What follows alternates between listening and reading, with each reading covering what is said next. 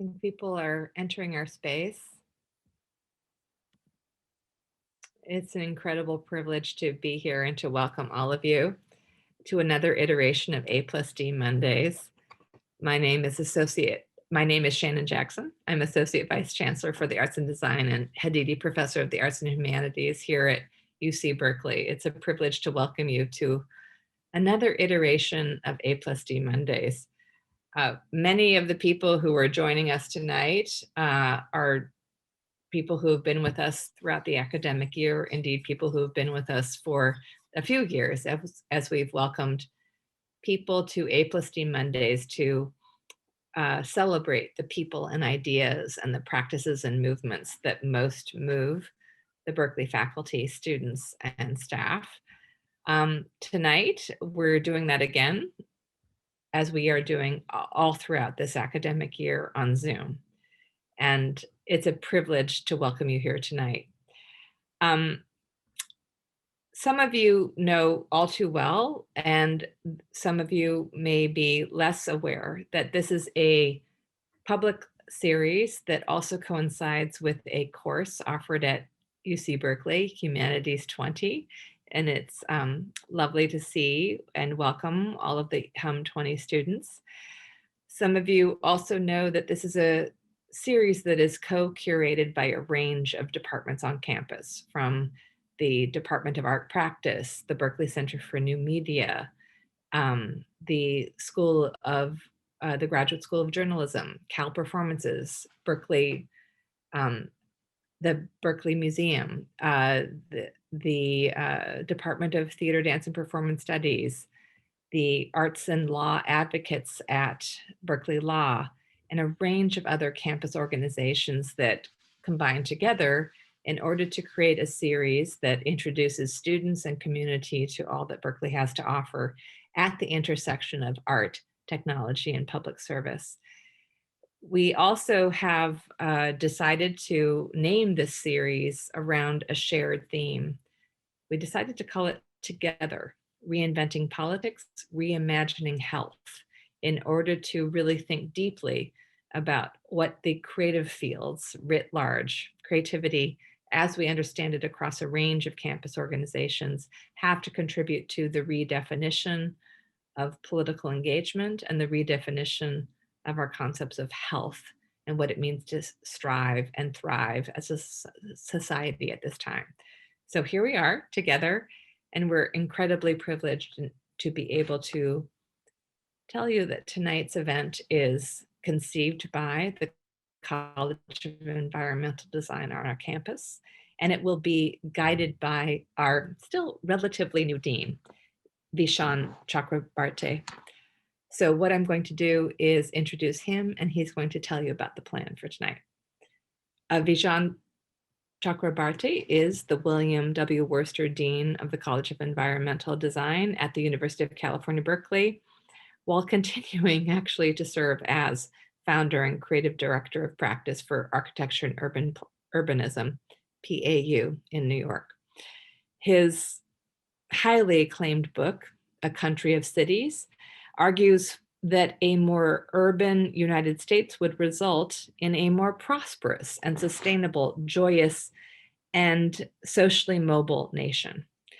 Of course, as COVID all throughout the last year prompted a range of cities to reimagine streets, sidewalks, living spaces and workspaces, parks and parking lots, his ideas have become all the more timely, all the more necessary as we think up until this moment about what it means to redefine the nature of togetherness online and offline.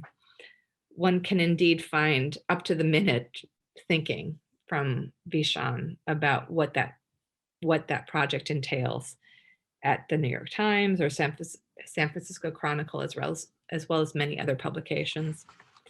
Chakrabarti's professional portfolio includes a range of distinguished academic and institutional commissions. I'll just name a couple: a mixed income use village in Mongolia, 100% social housing neighborhood in East New York, a master plan for the Michigan Central Station in Detroit, as well as his work, of course, for Manhattan after the 9/11 attacks. Chakrabarti holds a bachelor's degree in art history and engineering from Cornell University. He has both brains going. He has a Master of City Planning degree from MIT and also a Master of Architecture degree from University of California, Berkeley. As I've said before in welcoming him the first time, and now I'll do it the second time, we're so thrilled that he is here with us at his alma mater. So, Vishaan, I'll once again welcome you to A+D Mondays, and I'll turn the screen over to you so that you can tell the wider community what the plan is for tonight. Thank you, Vishaan. Thank you, Shannon, for that warm introduction. It's so nice to be with you again for this great series. Tonight is a really thrilling event. I'm so looking forward to it. I want to thank everyone across campus and around the world for tuning in. And we do have a lot of people from around the world tuning in for this unique lecture series event. I'm Vishaan Chakrabarti, Dean of the College of Environmental Design. Tonight, I'm pleased to share with you a one-on-one interview that I had with world-renowned architect, my friend and colleague, Norman Foster, which was taped especially for this audience and has been produced by Lightfield London Media with animations and special effects to showcase Foster's ideas and stories. We're so proud that this video has been produced just for you tonight. After we enjoy the 45-minute interview, John King, the esteemed architecture and urban design critic for the San Francisco Chronicle, and I will be in dialogue about Foster's life and work and how it informs the practice of architecture and urbanism today. So with that, I'm going to introduce Norman. Norman Foster is the founder and executive chairman of Foster & Partners, a global studio for architecture, urbanism, and design rooted in sustainability. His major projects, and there's just way too many to list, but I will list a few, include Beijing Airport, Millau Viaduct in France, 30 St. Mary Axe, also known as the Gherkin in London, and the Great Court at the British Museum, also in London, the Hearst Headquarters Tower in New York, and the Museum of Fine Arts expansion in Boston. His recent projects also include Apple Park in California, Bloomberg's European headquarters in London, the Comcast Tower in Philadelphia, and the Norton Museum of Art in Florida. Some of his current projects include, within the practice include 425 Park Avenue in New York, the Narbonne Museum in Narbonne, and the Magdi Yacoub Global Heart Center in Cairo, and a community boathouse in Harlem. He is president of the Norman Foster Foundation, based in Madrid with a global reach, promoting interdisciplinary thinking and research to help new generations of architects, designers, and urbanists anticipate the future. Norman became the 21st Pritzker Architecture Prize laureate in 1999. In 1997, he was appointed to the Order of Merit, and in 1999 was granted a life peerage in the Queen's Birthdays Honor List, taking the title of Lord Foster of Thamesbank. So now please sit back and enjoy this interview, and then John and I will be back to discuss this with you and take some questions. Thank you. Norman, thank you so much for joining us today for this exciting conversation. We're all looking so forward to it. Thousands of people from across the campus and the greater Bay Area community will be joining us to hear about your life's work and your approach to architectural design. It would be really wonderful if we could start our conversation. If you could please begin by telling us a bit about your origin story and how and why you became an architect. I left school at 16. Art and in the art course at high school, architecture was part of that. So I'd always been fascinated by buildings. But I didn't really discover architecture as a profession until I started university at the age of 21. It's a rather sort of circuitous route, but between 16 and 18, I worked in Manchester Town Hall. And at my lunch breaks, I explored buildings, but never, I should explain that I came out of a neighborhood where really nobody went to university. So the idea that I didn't go into a blue-collar job, but a white-collar job in the town hall was really quite an exception. That was followed by 2 years military service. And it's a long story, but eventually I found my way into a firm of architects by the back door, trading on my background in Manchester Town Hall. So I was essentially working on the contract side. But I was fascinated by architecture and discovered in my local library Towards a New Architecture by Le Corbusier, In the Nature of Materials about Frank Lloyd Wright by Henry Russell Hitchcock. So, so I was, I had this kind of private passion. And one day in this firm of architects, I kind of plucked up courage to ask the youngest architect there what he thought of Frank Lloyd Wright. And he looked at me and said, "Is he studying at the College of Art too?" Because he was doing a part-time course at the College of Art to study architecture. And I suddenly realized that perhaps I was more knowledgeable on the subject than, so that led me to start asking questions.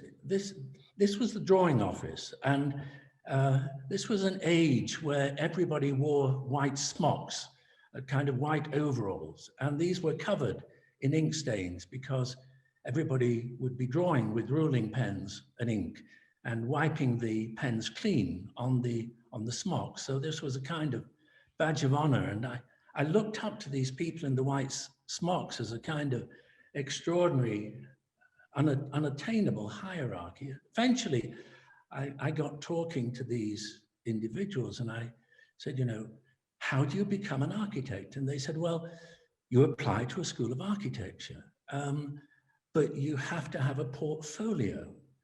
So, so I started to take drawings home from the architect's office, perspectives, and I'd always sketched, so I started to take that more seriously, and I built up a portfolio. And I summoned courage to knock on the door of the principal and tell him that I was going to study architecture, and I thought that he should know. And he said, you can't do that because you need a portfolio. And I said, I've got a portfolio. So he said, well, why don't you, show me? So the next day I showed him. And he said, you're a square peg in a round hole. This is unbelievable. And I found myself with a white smock in the drawing office with a drawing board and with a project, a book of standards to be able to calculate stairs and so on. And so eventually he tried to persuade me not to go to university and to stay with him. And I got 2 offers. I got an offer to study at the School of Art and a grant to pay the fees and cost of living. And I applied also to the university. And I was told there's no point in applying to the university because you don't have qualifications for a university because you left school at 16. So you don't have, advanced GCEs or whatever it was at that time.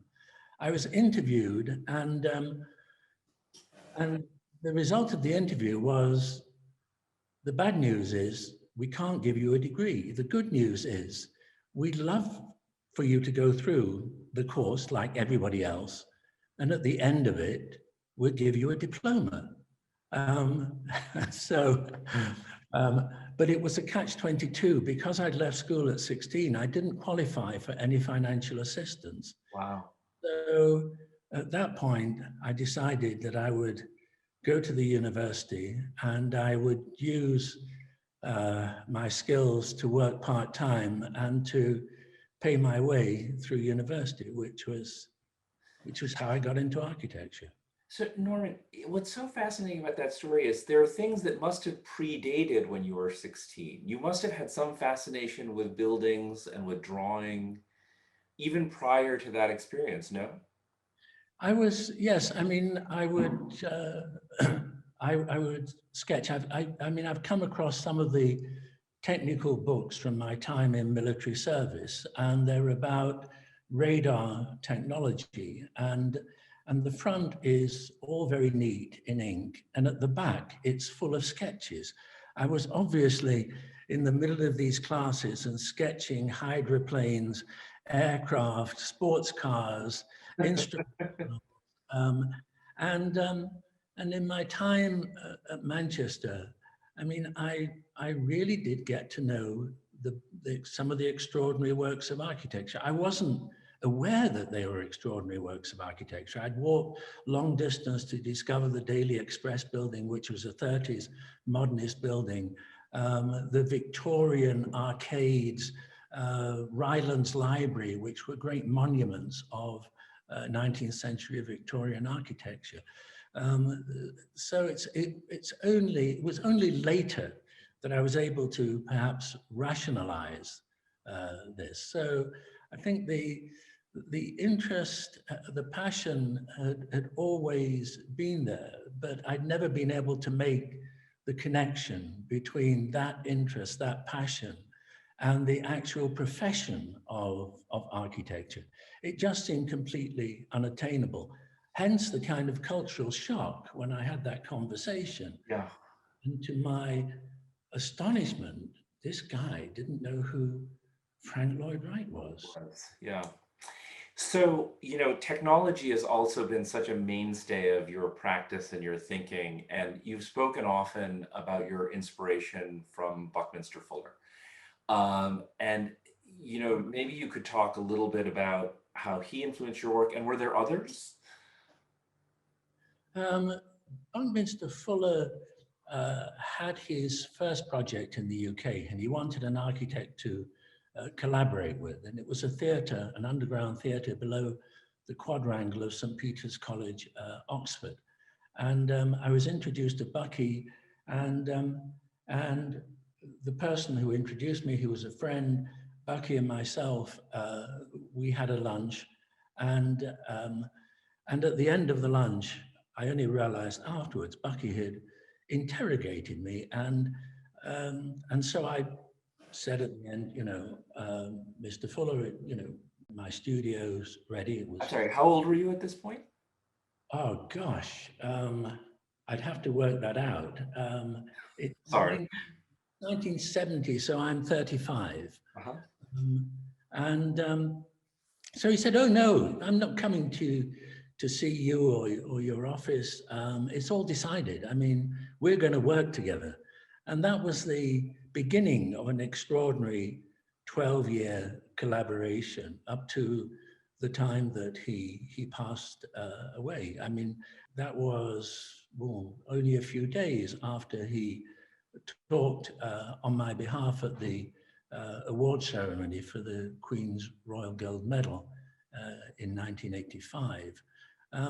But Bucky was an extraordinary conscience. I mean, he was the first green architect, although it wasn't called green at that time. And I think that in a different way, my own interest in issues of sustainability, recycling, working with nature, I think all that came out in our conversation together over lunch. And I mean, Bucky was just an extraordinary What do you think drove his individual. concern about it? I mean, he was so ahead of his time. I always say that, some people inspire you by their youth, and he was decades older than I was at that time. And he was absolutely inspirational, and just, so youthful in his thinking, his vision, and the opposite of the kind of picture that the most journalists would would write about him at that time. I mean, he's an incredible human person and very sensitive to the natural world. What do you think gave him those sensibilities? What you know, he seemed so ahead of his time in so many ways. Do you attribute that to anything in particular?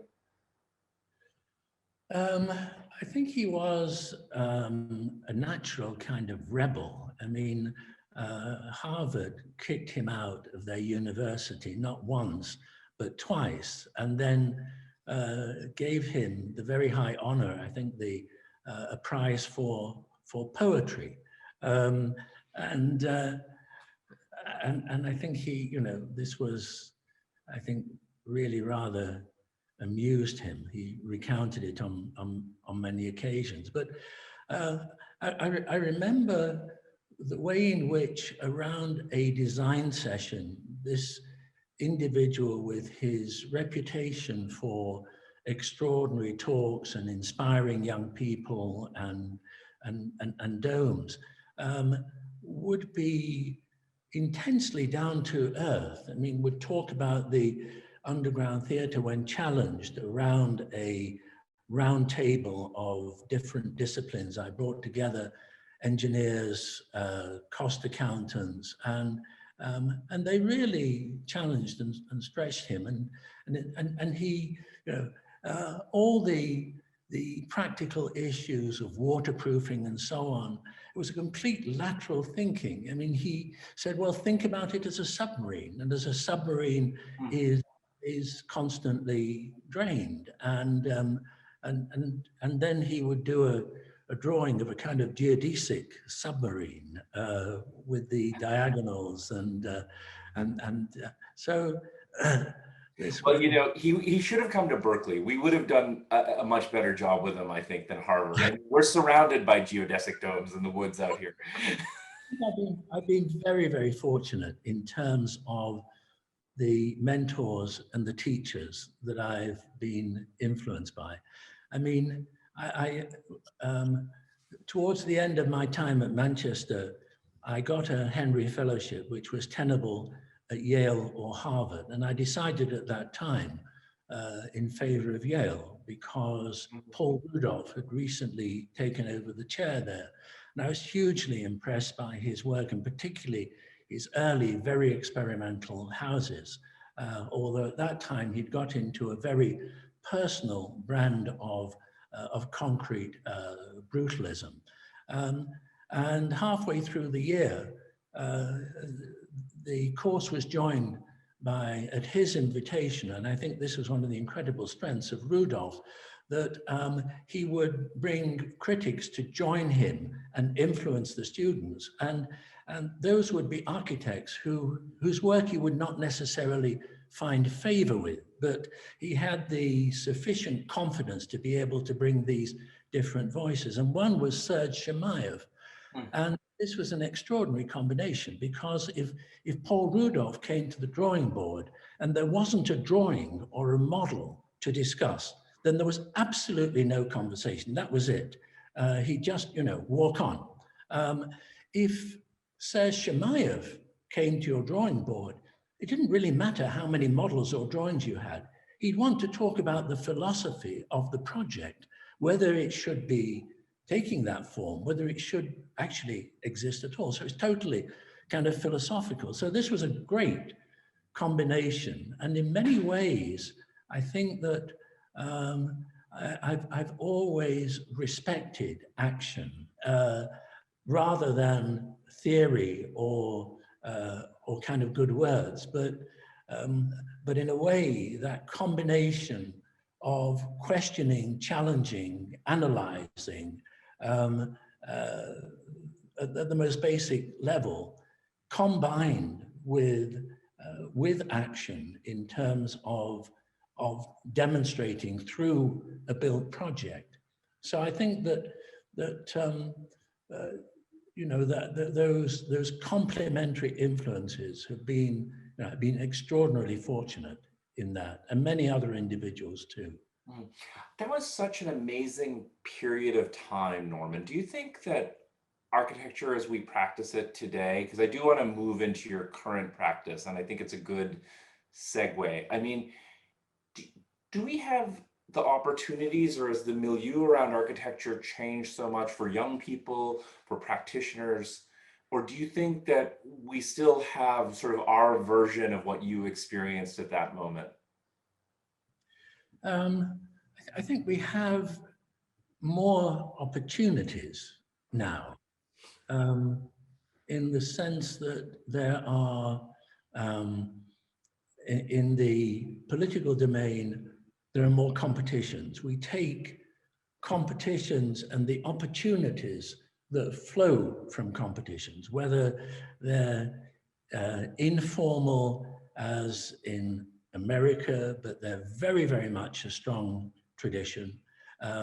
They're more formalized in Europe. You still have the equivalent of companies and universities that will hold their own version, but then you have a European-wide system of public buildings going out to. Right. So I think that, if I think back to the early days of the practice, a competition was, a once in a year, if you were lucky, event. And then the chances were it wouldn't be publicized, you wouldn't read the results, you wouldn't read a jury report. So that is a major shift, and I think it's opened a lot of doors, particularly to younger architects. And then the technology has transformed. It's difficult to go back and remember those times when every line was drawn with a ruling pen. Then it became a repeatograph and Right. so on. But then, given those massive changes, are we seeing a huge increase in the quality of architecture? I don't think we are. If that's not to say there aren't, outstanding works being created, as in any age, but I wouldn't attribute that to the two factors of change: greater opportunity through competitions and a dramatically improved technology. It is possible to be able to anticipate the performance of buildings, for buildings to work with nature, to consume less energy, and to predict how they will behave through computer analysis. That, without question. But I've been going recently in some writing over great monuments of modern architecture, and I'm thinking back to a period of time for a building that was described at the time as an industrial Versailles, and that was the 1950s and the General Motors Technical Center by Eero Saarinen, an extraordinarily talented architect. And if you look at the works of Saarinen and others of that period, you look at the TWA terminal in New York, which has recently been given a new lease of life as a hotel, and that being created in an age before digital. And thinking of that General Motors Center, Saarinen brought together artists and designers, and you look at the caliber of the Eames, George Nelson, the artists, Calder, these were, that there was a culture of modernism, and perhaps as I think my way through this, as a child, I was hugely influenced by the science fiction of that time. There was a magazine, a weekly magazine called The Eagle, and it introduced young readers like myself in early teens to the exciting world of atomic energy, of fast aircraft. Cross-section drawings revealed the innards of a locomotive. The future was bright, was clean. Somewhere along the way, that image of the future, if you think of films like Blade Runner or Brazil, or those films which anticipate, somehow the future lost its brightness and its appeal. And I guess in a way, perhaps I'm still in that time warp where for me, the future is exciting and, and Norman, full of promise. it's so funny you mentioned this. I think this is so important. I just finished the manuscript for my last book, for my next book. And in the last chapter, I was searching for exactly what you're talking about, some positive visions for the future. And there's only one that I found in a major pop culture movie, which is in Black Panther with Wakanda, which actually has a sort of positive. It's interesting. It's very interesting what you're saying. Anyway, it's near and dear to my heart. Norman, when you were talking about the Eames working with Nelson or Calder, or this kind of the totality of architecture and art, is there a project of yours that really stands out for you that you think exemplifies that? When I think of the progressive individuals who've commissioned us, and if I bring it right up to date, the most recent projects have been for Bloomberg, the European headquarters, for Apple in Cupertino, for Comcast in Philadelphia. All of these projects have incredible individuals who care desperately about the health of their workforce, and that's manifest in the integration of art. It's manifest in the environmental systems underwritten by research in their projects. And I've been talking about this recently. These are buildings which are healthier buildings. So, and as we both know, studies since then have demonstrated that what we thought was a subjective value are now scientifically proven. The greener, healthier building, more naturally vented with more air changes, is not just healthier. Individuals perform better.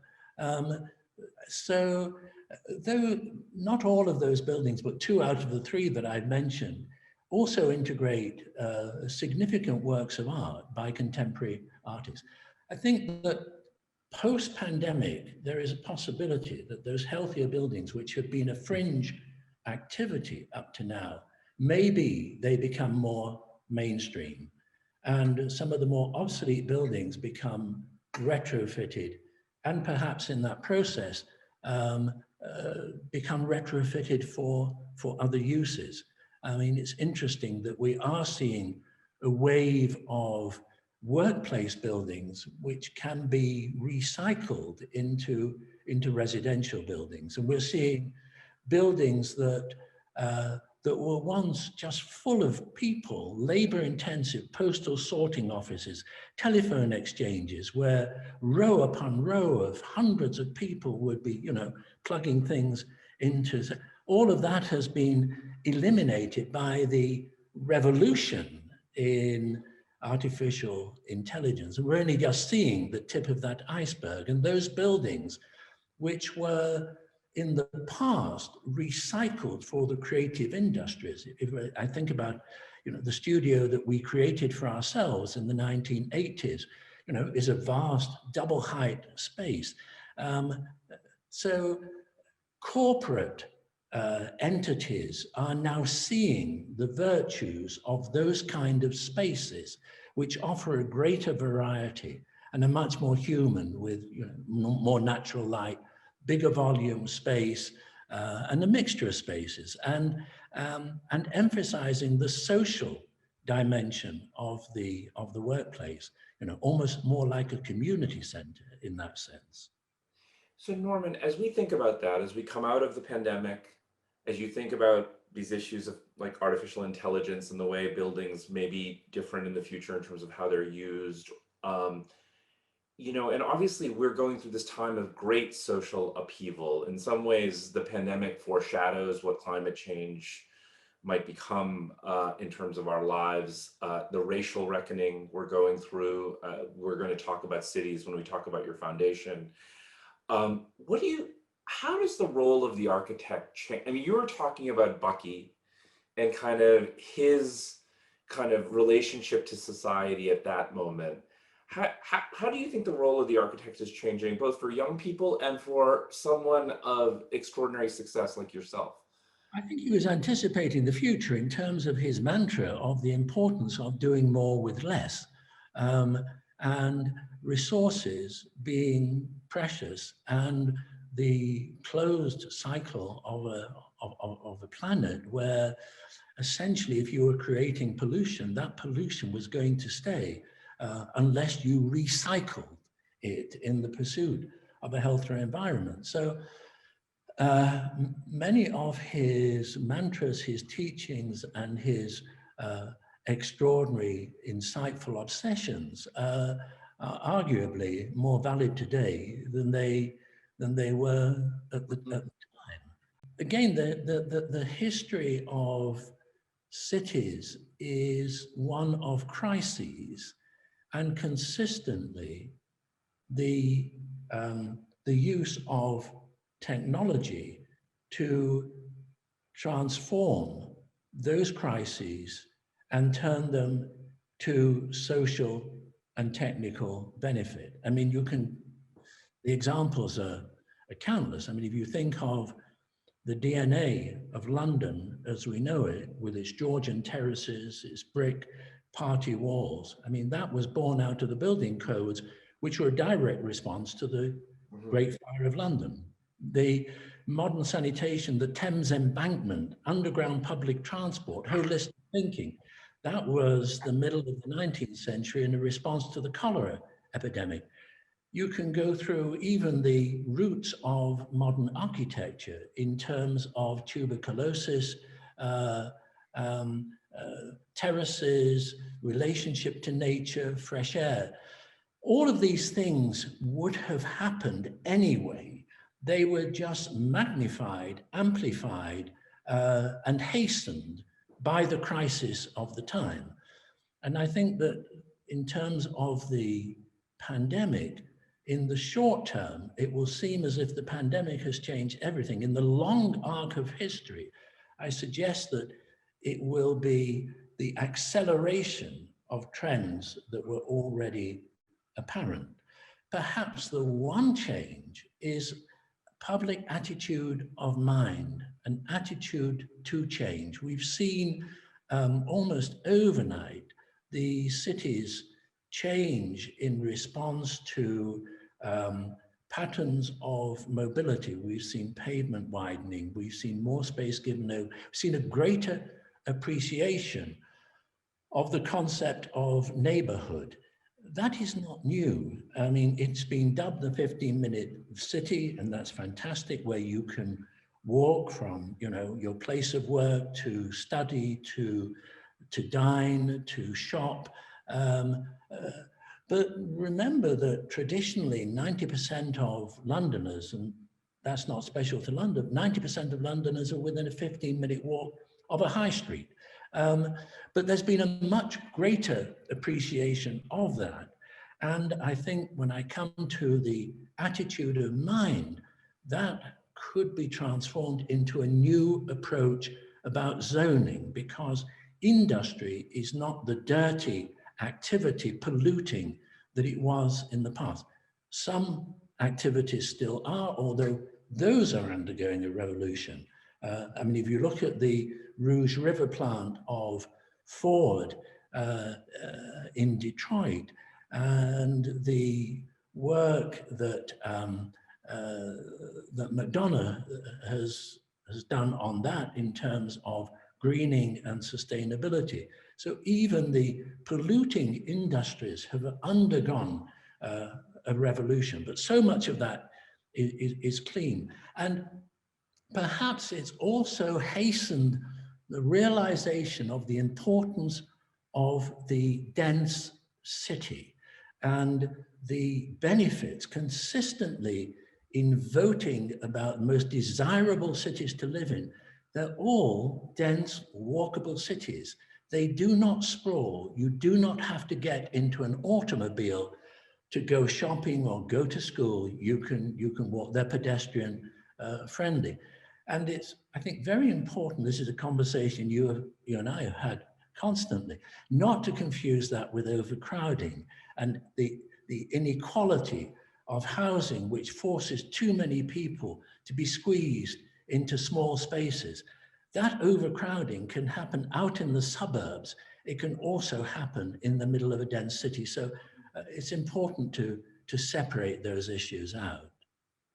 So I know you and I could talk about this part all day, but what I want to focus on and be able, I think people know you so well from your work as an architect, but they probably know a bit less well your work in your foundation that you're doing with Lady Elena Foster. And I want to use the topic you just brought up as a kind of segue into that, because when we talk about the 15-minute city and what Mayor Anne Hidalgo is doing in Paris, and we even have mayoral candidates in New York running on the 15-minute city platform. And so there's one set of conversation around countries in the developed world. But as you think about your foundation, and I know you're thinking about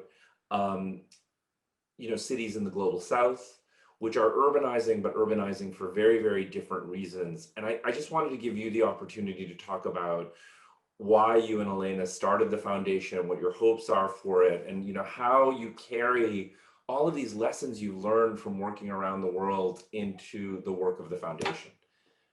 The foundation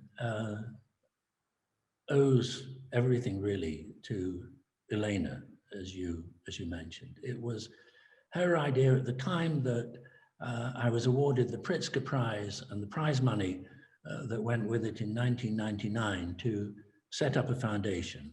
And the foundation, with its emphasis on younger generations. And perhaps sometimes I comment about architects and architecture by saying that as an architect, you have to look to the past with an awareness of the needs of the present, but to anticipate a future which is unknown.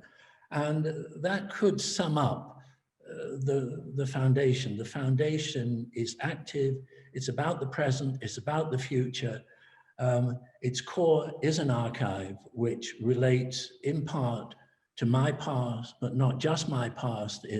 The archive is about a contemporary take through critics, writers, those who commission buildings. So, and it has a number of offshoots, and primarily it is about anticipating the future for younger generations, to bring them under the influence of mentors on a wide-ranging scale on issues of urbanity, of the city, of climate change, artificial intelligence, and through workshops which bring 10 top graduates from around the world.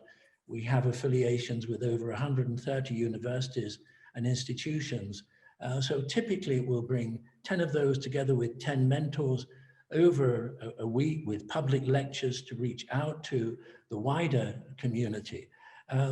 It has project divisions which have worked with informal settlements, and so it's wide-ranging. It's based in Madrid, headquarters in Madrid, but very much with a global reach. It has the American Friends of the Foundation, which is really very dynamic, very energetic. It has a London base. It awards traveling scholarship, enables students to be funded through university. So it's perhaps transferring some of the benefits on a wider scale that I was fortunate to take advantage when I was younger. Yeah. I guess also that at Yale I was aware that some of the most influential lectures on architecture and art and dissolving the boundaries between different disciplines, which is a mainstay of the foundation, that young graduates who would be future leaders of industry and political leaders would have this wider influence beyond a speciality at university. And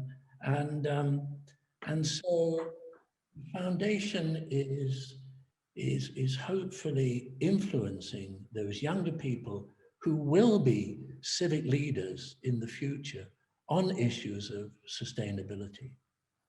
I mean, I can imagine it so inspiring young people in the sense that, I mean, Norman, your career arc and your legacy is so, in my mind, fundamentally different than any other famous architect in the world, in the sense that, you know, we all came up through the 80s and 90s and we saw the emergence of this starchitect idea, which I think is very different than what you were talking about with Bucky Fuller and Sarin and many of the others that you mentioned. This idea of architect as celebrity. And you're obviously right up there at the top of the list, but you know, in terms of creating this foundation and so many of the issues you've talked about, I think for young people who are interested in architecture as a social art and not only as a kind of path to celebrity, which I think is the majority of students today, certainly in our school, but I imagine in most, I can imagine that being incredibly inspirational. How do you, there's something different about it that I'd love for you to speak about. The philosophy of working with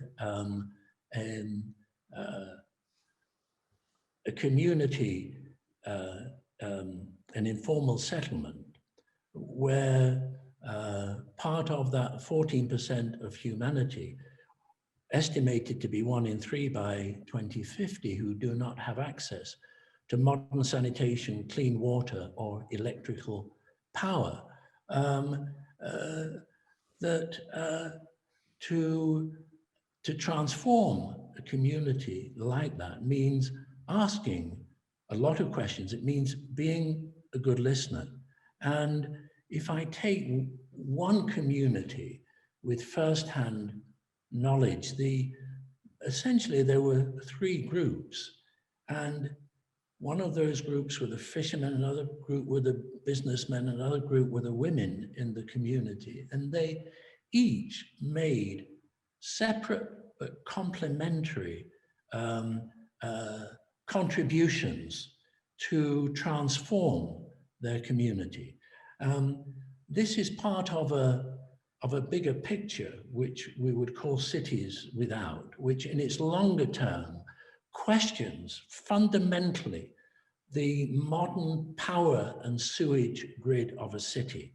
And if you want validation of that, just look at Texas in the winter or California in the summer, where the aging, antiquated infrastructure, which is hugely wasteful. That brings us on to another subject, which we could come to, which is energy, which is power.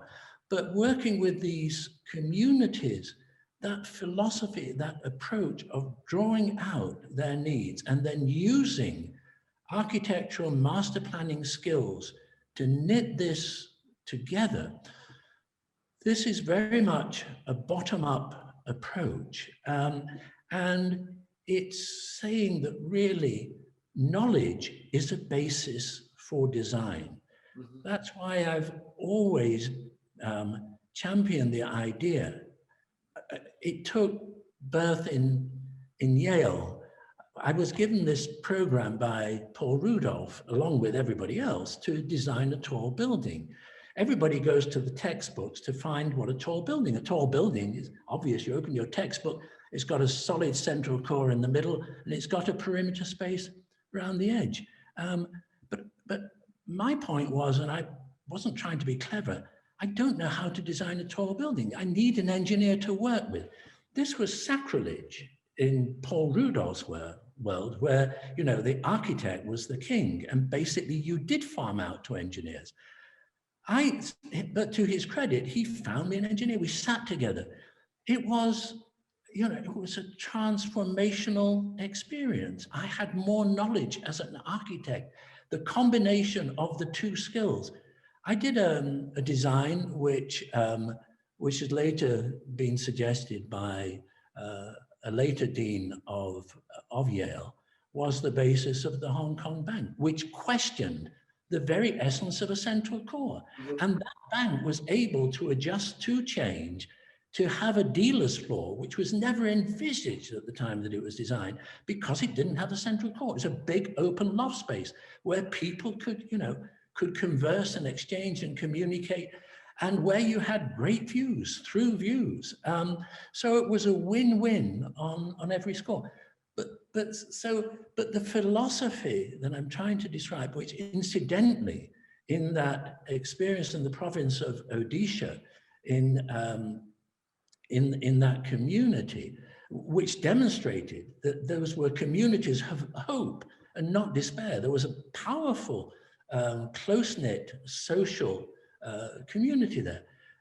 But the philosophy, the approach is the same as whether it was a student with a community in, you know, in India, or with Mike Bloomberg or Steve Jobs. That's fantastic. I keep coming back to, and I know there will be many people in our community who will be very happy when they hear this notion of architecture as knowledge, as opposed to just this idea that you whip something up and someone else is supposed to figure out how to build it, which I think became kind of a problem in our. I think that this approach, which is a thirst for how things work, whether it's what makes an organization tick, or it's how something is made, and this idea that you penetrate the factory floor, you engage with those people who are making. There is a nobility in the making of something. I mean, and that is also manifest in some educational systems. It is very much a Northern European tradition of apprenticeship, where there is equal status in being able to craft something from steel or timber or fabric, as there is in going to university. In some societies, that has a social standing, and that is reflected in so many different ways through that society. So the contact with the making of things, being on the building site, having the muddy boots, penetrating the factory where those components are being made. And I've always said that I've never visited a factory and not learned something. And that's true of individuals. I remember Otto Eicher, an extraordinary graphic designer, philosopher, and I would visit him. We collaborated together on projects like the Bilbao Metro. I tried, unfortunately, without success, to have him on the Hong Kong Bank. I approached him out of the blue, and we became very, very good friends. And I always said to colleagues on the way, you know, I guarantee that when you leave, you will have learned something. And they kind of look at me as if I was a little bit crazy. But on the way back, they'd say, you know, you were so right. I never, and that's true of exposure to the world of manufacturing. Every time I've visited a workplace where something is being made, I've left wiser. Yeah, and I think of you as, we have this term at Berkeley about becoming a lifelong learner, and I think of you as a lifelong learner, someone who just, we only have a couple of minutes left, and I just wanted to close with a question about your legacy as a cultural leader. So, you know, you have this extraordinary legacy already. You're a Pritzker laureate, you've designed some of the most important structures of the world, you have a foundation, you have an extraordinarily strong family, Is the idea of a legacy for a cultural leader important? And if it is, why? What does it mean for you in terms of having a legacy as a leader in culture and sustainability in the arts? The foundation has benefited from support from other institutions and foundations, and that is about the future. So if its future is about future generations, then that, I think, you know, what more could I want? Well, Norman, I don't know what more any of us could want, although I think we could go on for more time for sure. I can't thank you enough for spending this time with us. I know how precious your time is. And so I think on behalf of the entire Berkeley community, I'd really like to thank you very much. So we're honored. Great pleasure. Thank you.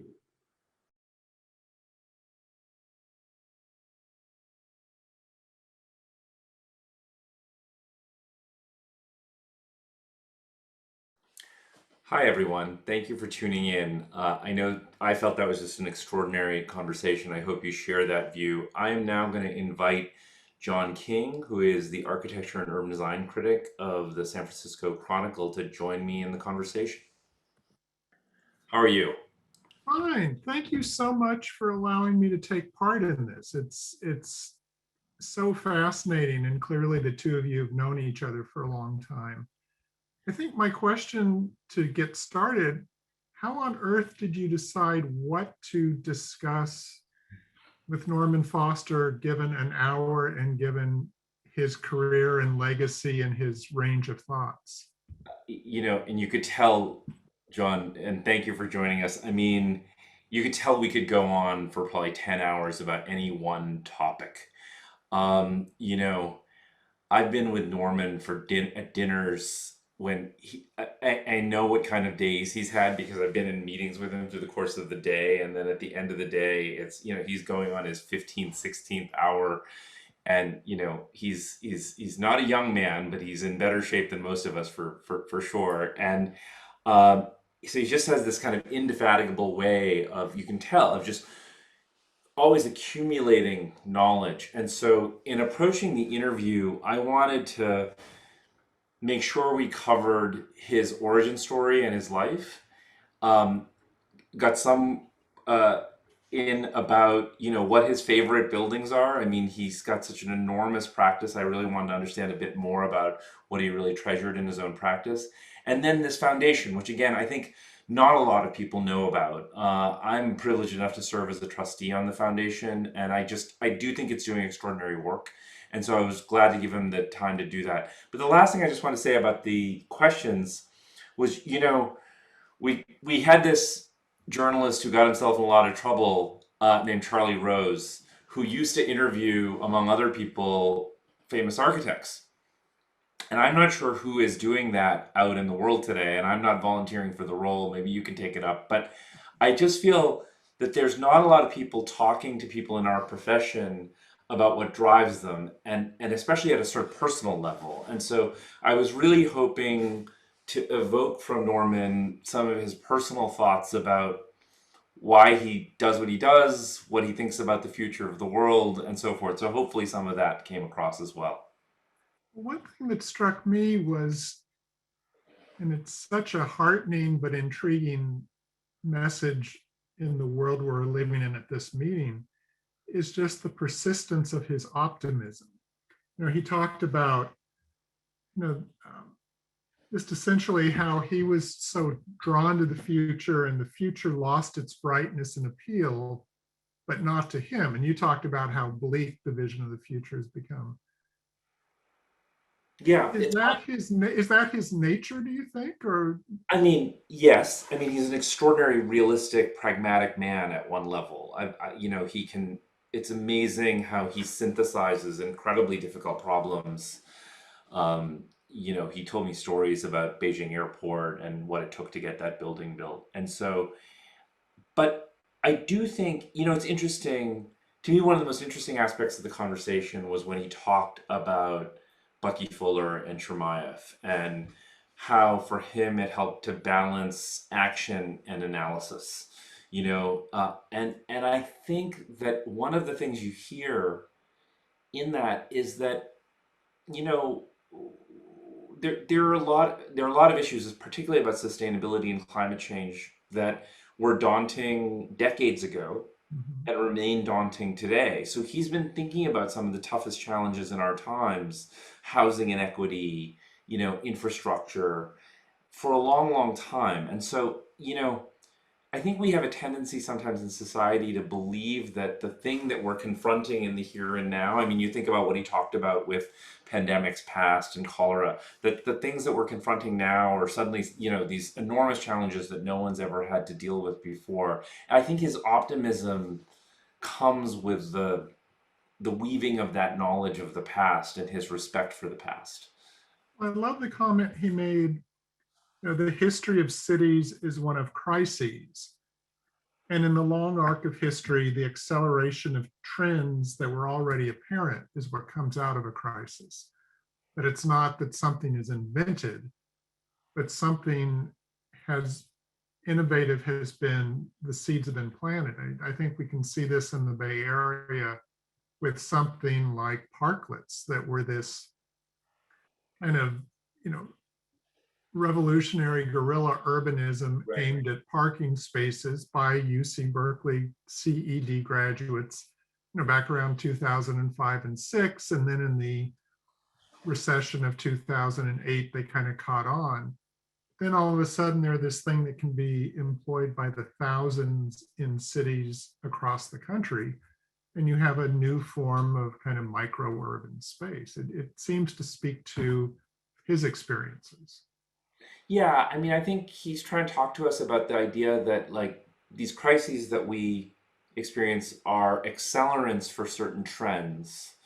Like, I'd never made a Zoom call in my life before this pandemic, but suddenly we're all Zooming now, and so, it's very clear that that's one of the things he's learned from his respect of the past and his time with Bucky and so forth, that these things have a trajectory. And what I think is so interesting is how he tries to weave that into his understanding of architecture.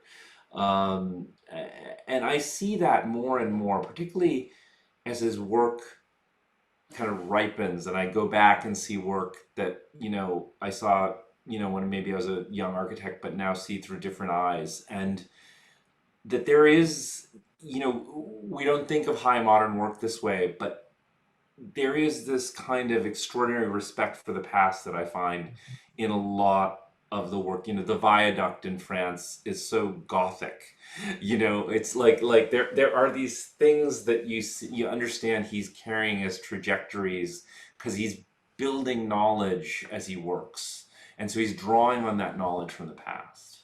That's one thing that struck me, going through the full career of Norman Foster and Partners, or Foster and Partners, is to see touches and styles play out decade after decade. Not that he's just got his idea and he's trotting it out, but just simple things like a curved glass wall.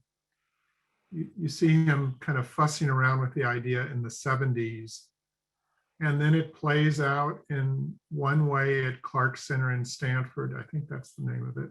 Mm-hmm. And in another completely different way at the Apple campus down in Cupertino. But it is that intellectual arc that's stretching across the career of a man in his 80s. It really is remarkable. My father was a research scientist, and Norman reminds me a little bit of that kind of a sensibility and drive. Because if you go to the office in London, it really does feel like the Bat Cave. I mean, it's filled with light, but it has that kind of mad scientist sensibility of, like, there are some shots in the video of, there's just extraordinary amount of space given over to research in terms of material science and different kinds of glass. And he really is rooted in that tradition that I think is kind of even weirdly more radical today, given the Instagram nature of our culture and of architecture, which tends to kind of not care so much about how things are built because, it's built with a kind of cynicism about whether someone's even going to visit it versus just looking at it on a screen. How were you able to pull this together? I mean, to get him to I take simply an hour of his time in his office in London or wherever? I simply asked him. I mean, we had to pre-tape it because he's in Switzerland right now. That's where he and Elena and their family are housed during the pandemic, and so the timing would only work if we pre-taped it. But I've been very privileged. I've known Norman since my time working for the city of New York after 9/11, and we just I sent him a note very sheepishly about the fact that I think he met Bucky at the same age that I met him when I was at the city, and just he. One of the things that's interesting about someone like him is I think he's very different than what people might assume him to be. There's that Starkitect thing of like they assume someone to be terribly arrogant and very, very kind of officious and imperious. And I found him always to be incredibly kind of approachable and down to earth and giving of his time, which is why he's so incredibly busy all the time. So it actually didn't take a lot to get him to do this. He was incredibly generous about it. It's interesting. I mean, Foster and Partners is a huge design firm at this point. What do we see of Norman Foster? I mean, if a student was to go down to the Apple store in San Francisco's Union Square, what do we see of him? Is it the design ethos that's been handed down to younger partners? Is it a certain set of lessons that kind of they want to bring forward using Apple as a vehicle? Yeah, it's really interesting. I mean, Norman has done something that I don't know that any other architect has done, in that, he's spoken about in the same breath as, Renzo Piano or Zaha Hadid or, any number of other people you might think of. But his office is the size easily of an SOM or, one of those enormous international firms, which the others aren't, by and large. The others are more kind of the atelier model. And what I think is interesting is at this point, and I don't want to speak for Norman in any way, but I do feel like there's Foster and Partners and there's Norman. And there's projects in which he gets much more directly engaged. And I feel like I have some sense of the ones in which he's more directly engaged. You can kind of sense his hand and his vision, I think, a bit more. Maybe that's unfair, but what is interesting as a practice model, my wife for years worked for another person who got himself in trouble, Richard Meyer, and there was, yeah, I know there's a long list. Norman's not one of them. There is such a system. And so for architects working for Richard, there is a system in terms of how those buildings are designed, and Richard keeps a kind of oversight of that system. I think Norman's practice operates in a more broader territory than that, when there's a set of guiding principles, particularly around technology, I think, and sustainability. But the work is more divergent from one another than an office like Meyer's, to me, quite clearly. And that is part of what makes it interesting. And it's kind of, to me, it's quite interesting that, like, he was quite a young man when, Sainsbury and HSBC and some of the early famous work happened. And he never, it's really interesting to me that ethos that he instilled in his people and so forth goes all through the 80s, all through the 90s, never succumbs to postmodernism.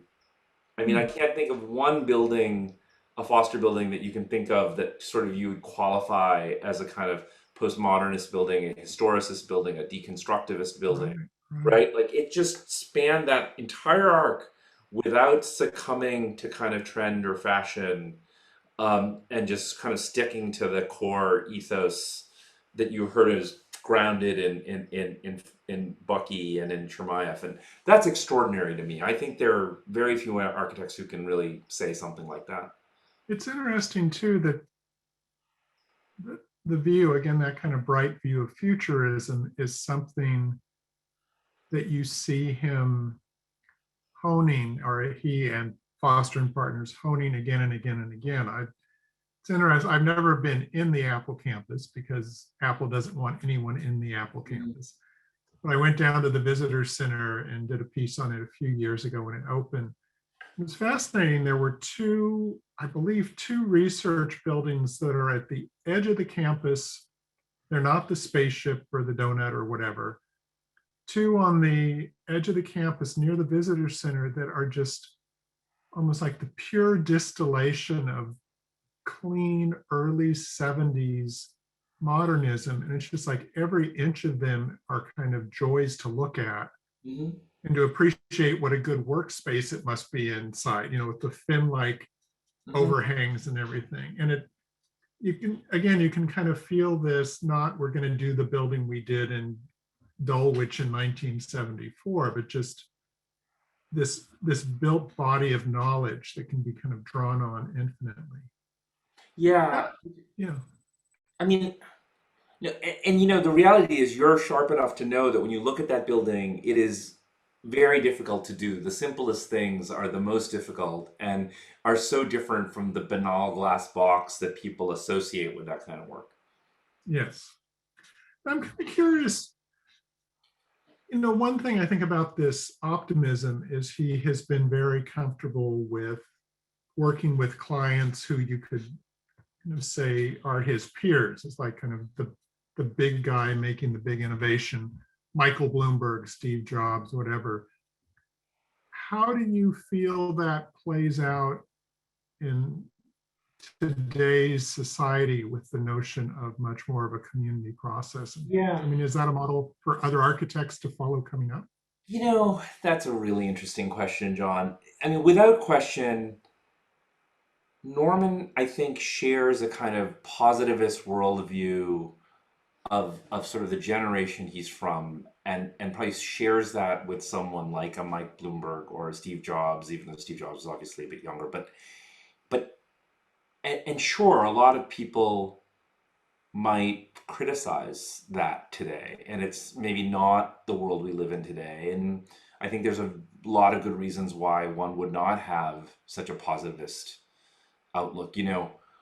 Last semester we did the same arts and design conversation with Darren Walker, who's the president of the Ford Foundation, and was on 60 Minutes on Sunday talking about white privilege, and like it was a very different conversation, but he too is a great cultural leader. And yet, and so yes, Norman is part of all of that, but at the same time, I think of him as such a man of today. And one of the things I have to say, just at a personal level, is I've experienced far less racism from Norman than I have from a lot of other people in this field who, espouse all of the things that you're supposed to say about community and so forth. And I think, sometimes one of the traps of our era is that people are more consumed about what people say and a kind of like virtue signaling than who they are. And I think where Norman's really proving that now is at this moment in his life when, rather than just chasing the next big commission, he's dedicating all this time to this foundation. And the videos you saw were very, very real. I mean, like the work he's doing in communities it's significant. And so I think you can't always judge a book by its cover, and I think we need a bit more latitude in how we think about these things in our society right now.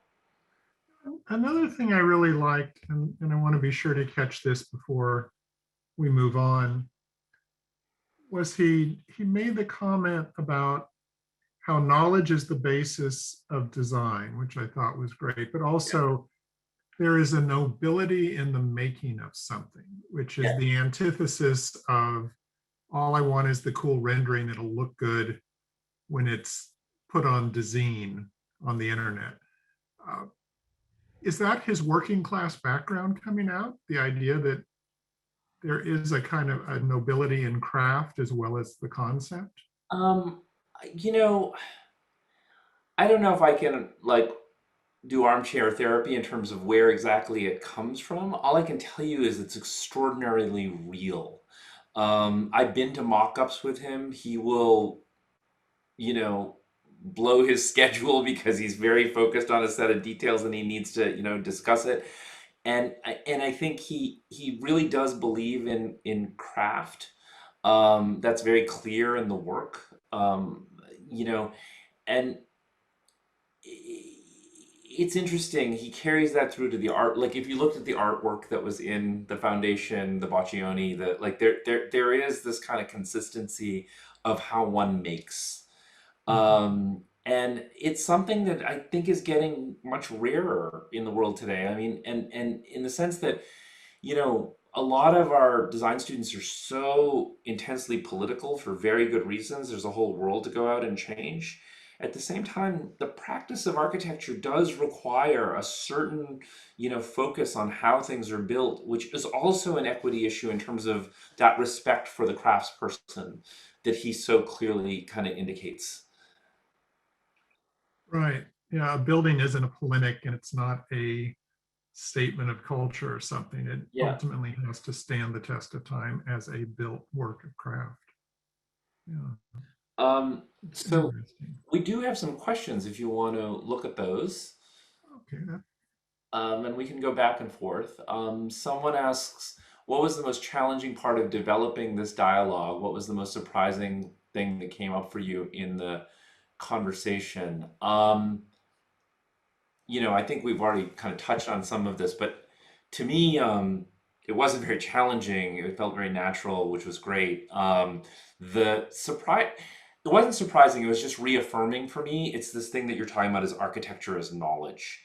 And, it's interesting, John, I might ask you a question related to this, because what role does architecture criticism play in that idea? Because, sometimes with clients, I can feel that like people are now consumed with gimmickry at a certain level, right? As opposed to the knowledge that drives something. And I've literally been in rooms where I've seen like in competition presentations where a client says, wow, I've never seen anything like that before. And my studio director will lean next to me and she'll say, that's because it can't be built. Right? And what role does the way in which architecture is mediated playing in that dialogue in your mind? Interesting question, because things are so in flux right now that, as you were talking about, Foster has lived through all these different design trends, but right now there is such a set of, well, but who does the building serve? And density, which you've written about, there's definitely the whole argument playing out that all that matters is the need for housing, and housing is a unit count. And if you say, but the building has to be good or it's going to undercut future support for more housing, it's, well, you're just another NIMBY. And the only problem with the building is it's not tall enough with enough units. So it's interesting, the idea of architectural criticism as an art form, criticizing an art has never been relevant, and certainly not writing for a general public. But it's interesting right now that everything is so viewed through so many different lenses that the idea of, but we've got to stand for buildings that will add good layers to the place we live in. It's almost that broader message that becomes the role of a critic who's writing for people who are not students at the College of Environmental Design and all. Yeah. It's very tricky. I don't know if you saw Inga Saffron's piece, your counterpart at the Philadelphia Inquirer, and she wrote about, YIMBYs and NIMBYs and like well, what about good architecture? You know, where does it, and of course she received this hailstorm of criticism. Not savage. No, I thought it was a great piece. I was out there defending her. I try, you know, but like it's amazing to me how this has all become about widgets. And like sometimes I think it's an intensely American thing. This notion that we have to look at it through the data, Mhm. right? Rather, you know, how many units were produced or not produced, as opposed to being able to looking at things qualitatively. And it becomes very symbolic, you know, that you get a thing that it's how many was produced, but if they're market rate housing, that doesn't count because that's an immoral thing that leads to gentrification. I did a piece that ran over the weekend on the California College of the Arts did a really nice storm down in its Rockridge campus in the early, like 2003. And the college has now moved to San Francisco. It's, you know, working on with a developer who wants to redevelop the campus. But the dorm itself was sold to the city of Oakland, and it now holds an emergency family shelter, and it will hold in apartments for formerly homeless older people. And it's a reminder that buildings outlive the use for which they're intended, and they live different lives. I mean, Norman talked about that in the interview with, you know, industrial buildings that become housing, things like that. You know, it's such a challenge we face. Or the this wasn't the whole change of the building, but what he did with the museum in Washington, D.C., draping the glass roof over it, Yeah. over the atrium in the middle. I think the National Museum of Portraits in two pieces. Right, right. Very similar to the British Museum. Something like that can just, it can touch a spark in people that is separate from anything that has to do with polemics or politics or cultural meanings. Part of it, you know, there is a role in architecture in teaching us about how we live and the scale at which we live and the kind of the values of the built terrain. And it gets real tricky. Well, there might be a good discussion to kind of wrap on, which is a question that came in. How did Foster's work change architecture and design around the world? And what do you see as the influence in the Bay Area? So I don't know if you... What's your sense on that? I mean, you talked about how he stood outside his style. Is it more the messages in the buildings, or is it To the me, craft of the I building? mean, well, I'll tell you what. Let's split the question in two. I'll try to tackle the influence in the world, and you can try to tackle the influence in the Bay Area because that one has me stumped. You know, I'll speak at a very personal level. Norman was always a hero of mine. When I was a student, I was thrilled to meet him when I finally did because, you know, one of the things that drew me to the College of Environmental Design, you know, in the 90s as a student was, you know, there were people with lots of different opinions, that's for sure. But I think something that was commonly held among the faculty was this idea that architecture is knowledge, that it wasn't this thing that you just like whipped up something in your sleep in the middle of the night and someone had to go build it. And I think that was a common thread that held a lot of our teaching and pedagogy, you know, and I think about it, having a teacher like Stanley Sadowitz, you know, he would absolutely double down, I think, on the idea that architecture is knowledge, or Donald Linden, even though they had very different practices in their lives. And so, you know, that to me is not only a legacy that's spread around the world, it's to me the fight.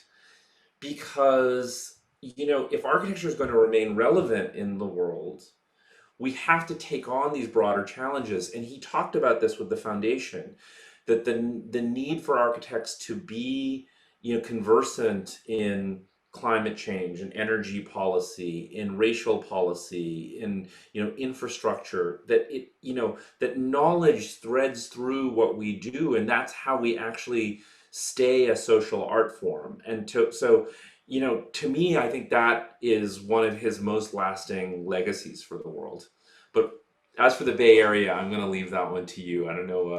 It's tricky. The Bay Area has had so many style fights for a number of decades that in a way his work has kind of been outside of it. I think it's been more the messages. I certainly know a number of local architects who just love the work for the purity of it. You know, like, look how well he can do the details. But it's interesting, like with the Apple store in Union Square, that's the first real public building that he did. And I think that just, it starts to talk to this urbanism, like why not just make a wall disappear in a retail area with good weather? Mhm. Whereas the Apple building, there's the pure design influence, but I think the campus, you know, has definitely provoked discussions about sprawl, car orientation, how do you measure green? But it's frustrating. He are Foster and Partners, but definitely you feel Norman's hand in it, has designed what would be the second tallest tower in San Francisco. And it would be on the block facing the Salesforce Tower. It would be taller than the Transamerica Pyramid.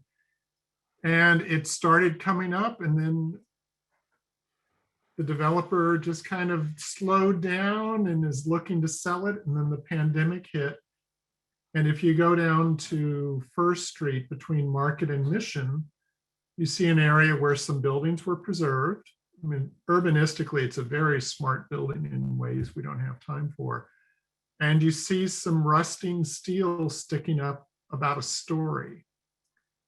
And it, you know, I hope it gets done just to finish things up, but also at that, you know, one thing about towers at that scale, it could really start to kind of teach some lessons about what is it we value in 21st century urban culture, both in terms of aesthetics, but also in engagement with the sidewalk and the public realm and all, because it would lift, the main tower would be lifted up about 70 feet above the ground, and the space beneath it would be a plaza. Yeah. So, you know, we probably have a whole separate panel to do about Bay Area architecture, John, because I'm very, very curious about a number of things. But I do want to go over just 1 minute, if you have the time, because one other question here that I think is really worth, because it relates to what we were just talking about, and I think if there are students on the call, it's particularly relevant. The questioner asks, can you speak to the tension between the focus / specialization required for the apprenticeship side of training, required to master the art of making things, and the broader thinking and exchange that interdisciplinary work requires, specifically in regard to training in architecture / design, but more broadly for education in the fields like STEM and liberal arts? Imperatives of the market make this difficult. Thank you. I think that's a really interesting question to close on, because That's an essay question. Pardon me? That's an essay question. I know it's a long question with a much longer answer probably than we have time to give it a fair shake. But, you know, Norman is this balance of these two sides that the questioner is asking about, right? Of how do you balance the extraordinary patience it takes to become, you know, a builder, you know, someone who really truly knows how to build, and the broader understanding of society, which also takes an extraordinary amount of time and dedication. And I do think Norman is uniquely situated as a person who does both. Do you have thoughts about whether that is, do you think that's a particular form of genius? Do you think it's just really, really hard work? Do you think it's just a mindset? I think part of it is, you know, part of it is the background, and probably it was easier to apprentice then. I mean, you know, a summer internship at a wood maker, you know, at a furniture maker's shop would be an initial kind of get your feet wet in terms of craft, as opposed to having to go through years and years. But I think also it's age. I mean, that's one of the beauties of architecture and related fields is that it respects people getting older. Yes. And it respects the idea that you accumulate. A very good younger landscape architect in the Bay Area told me how he worked in Los Angeles landscape architect Mia Lehrer's office. And she's prone to strong statements and opinions, which is great.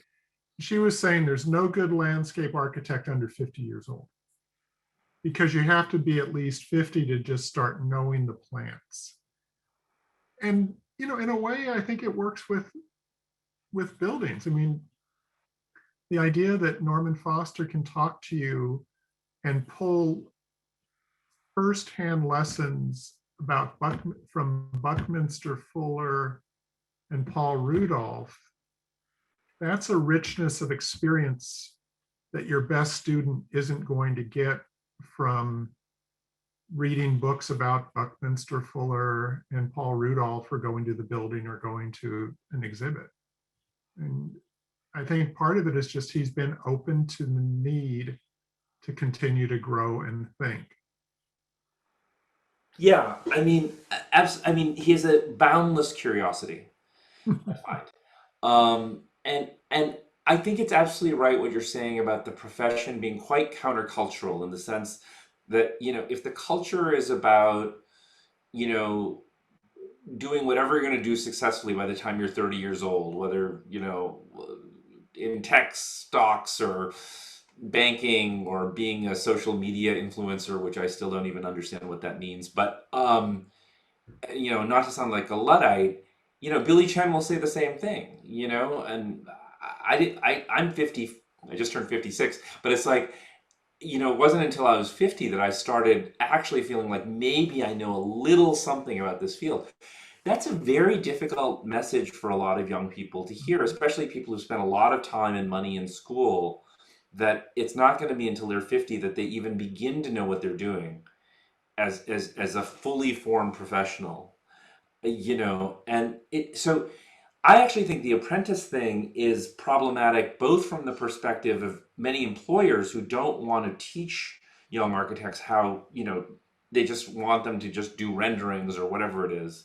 But also, a lot of young employees can be very resistant to this idea that they've got to kind of just, you know, learn and all the hard work it takes to learn all of those things in those early years. It kind of goes both ways. And of course, neither of those generalizations are true for everyone. But. Right. No, and youth is essential. Youth is essential just to question kind of the things that everyone assumes is what you should be doing in an architecture office or a planning office or whatever. Yeah. But it is tricky that you know, the design fields are the antithesis of the fields where kind of the only thing that matters is what's been created in the last 1 or 2 or 3 years. Right. Right. That's why it's such a great talk, is just to listen to all the different levels he kind of weaved into his hour chatting with you. Well, thank you. So, John, I just want to give you, we are a little over time, but I wanted to give you a minute if you had any closing thoughts before we wrapped up. This is a learning process for me. I really appreciate being asked to take part. Well, look, we're learning, these times have opened up whole new ways to do things, and this has been a real treat, this whole process, and I really appreciate you coming on this journey with us. My pleasure entirely. And so I would just want to thank the entire audience out there. I know there's a lot of people who tuned in, and we really appreciate that. And just please continue to watch this space in the Berkeley Arts and Design series. There's extraordinary people continuing to come. So thank you for joining us this evening, and we'll see you soon. John, thank you. Thanks.